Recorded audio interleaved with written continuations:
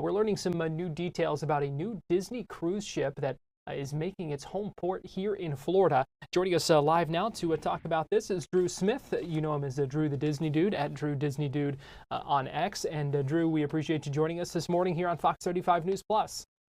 Yes, lots of new details, like you said, for Disney Cruise Line's newest ship. So let's talk about it. Yeah, let's talk about it. First of all, we know the name is the Disney Destiny. What else do we know? Yeah, so this is the Disney Destiny. Like you said, it's here, its home base is in Florida, and we know that its maiden voyage is this November on November 20th. And yesterday, Disney said it's time to reveal more about this ship, specifically the stuff based around this heroes and villains theme, which personally I think is really, really cool. We've had so much love for the Disney villains in recent years, and now you're actually going to have a heroes and villains kind of back and forth on the sea, which I just think is really neat. And we have so many new details here, so I think I can just go through a breakdown if you want. Yeah, go right ahead. Yeah, so I think what you guys are seeing right here on screen is there's just so much, but I think a lot of it has to do around that heroes and villains theme, like I said, specifically in that main atrium. Disney calls it the Grand Hall. We have concept art of Loki appearing, and Disney says that there's going to be 360 degrees of effects to kind of bring that space to life. Also, the fact that we have a Black Panther statue in the Grand Hall, which I think there's a little bit deeper of a nod to Chadwick Boseman as T'Challa there, which I think is pretty cool. Also, we have a Disney Hercules live production, and I think that this one is going to break the internet once it officially debuts on the ship.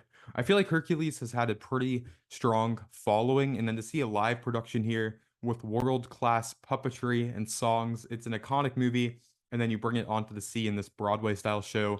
People are going to love that. We also had some of the state work art room that you guys were showing on here, kind of balancing between those bold colors with the heroes and then those darker colors with the villains. And I think my first thought seeing that stateroom artwork is, man, I want that like on my wall back here. Like it's crazy to think about all the collaboration and details that just go into one piece of artwork for one room. And then you have all these other things here. You guys are also seeing some of the merchandise on screen right now. And normally I'm not like a massive creator when it comes to merchandise, but I love that when you take a theme of a ship and then you make a whole merchandise collection around superhero Mickey and Minnie Mouse. I'm all for that. And then just like I said, the artwork is just gorgeous.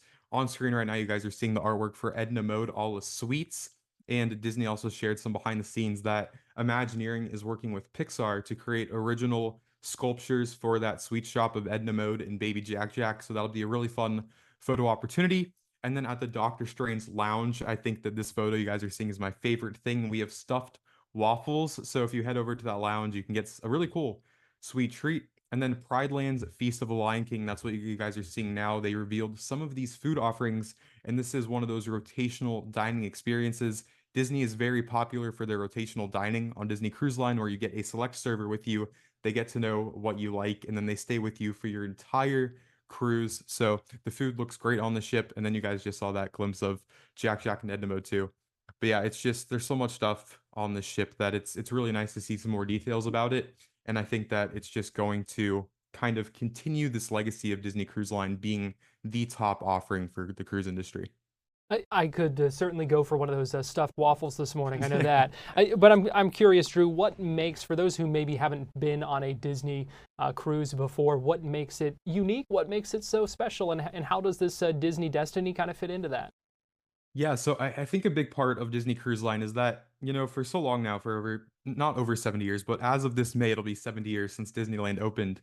There has been that guest experience, that personalized factor. And I have not been on a Disney cruise recently, but every time I talk to someone who goes on a cruise, I will purposely ask them, did this live up to your expectations? Because I always hear such positive, overwhelming things for the Disney Cruise Line fleet.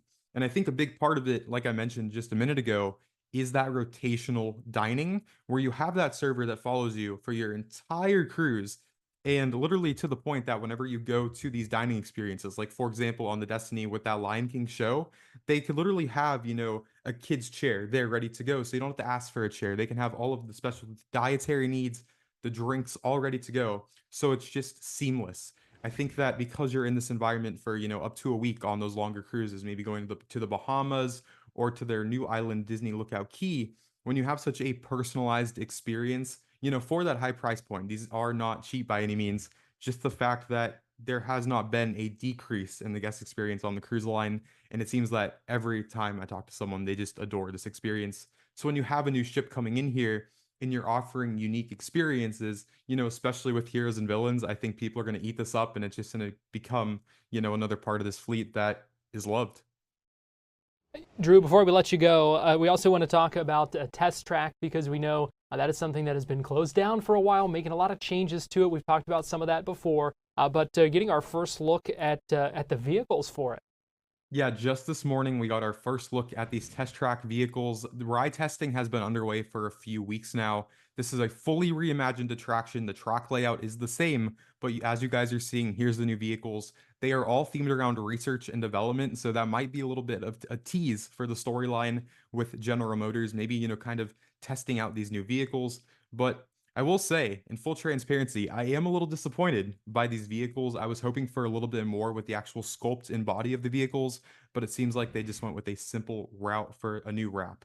But I'm sure the attraction is going to be fun. I guess if they're focused more on those show scenes themselves, I think that that's the meat and potatoes that we're all hoping for. But yeah, if you're headed to Epcot, check out these new vehicles whenever you hear that classic sound of the vehicles whizzing by at 65 miles per hour. Officially opening late this summer, no date yet.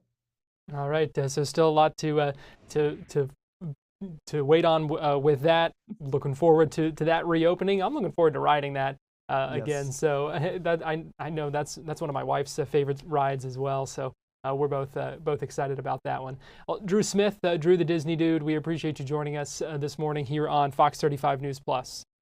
Thank you for having me on. And for all of you watching, just make sure to check out Disney Cruise Line and Disney Parks blog for all the information. There's so much about the stuff that we can't cover in an interview here, but if you want all those written specifics, then head over to Disney's websites. All of it's there.